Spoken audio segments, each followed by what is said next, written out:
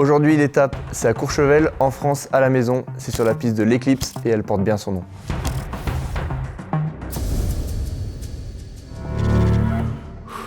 On est au départ de cette piste. Le calme intérieur, mais les jambes qui tremblent un peu. Elle est assez brutale, elle est pentue, elle est technique. Comme sur chaque course, grosse poussée pour s'engager, être présent dans la tête. On arrive sur le premier saut qui nous catapulte très haut. On arrive sur ce virage, le S des aéros.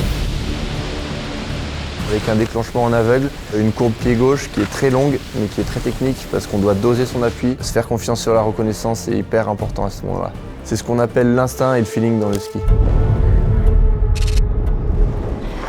Le saut des jockeys, pas spécialement compliqué, on a le temps de le préparer, une pure dose d'adrénaline.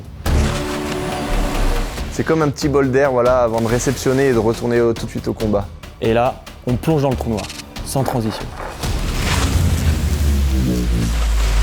On atterrit vraiment dans l'ombre, c'est la particularité de ce saut, il porte très bien son nom. Il faut arriver à anticiper le changement de luminosité et adapter nos yeux le plus rapidement à la luminosité de la réception. C'est la deuxième partie de course qui commence, on passe d'une partie glissée à une partie très technique. Les jambes brûlent, la lucidité diminue.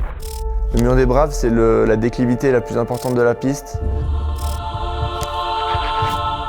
À ce moment-là, on a le cœur qui tape, les jambes qui brûlent, mais il faut serrer les dents et tenir jusqu'à la ligne.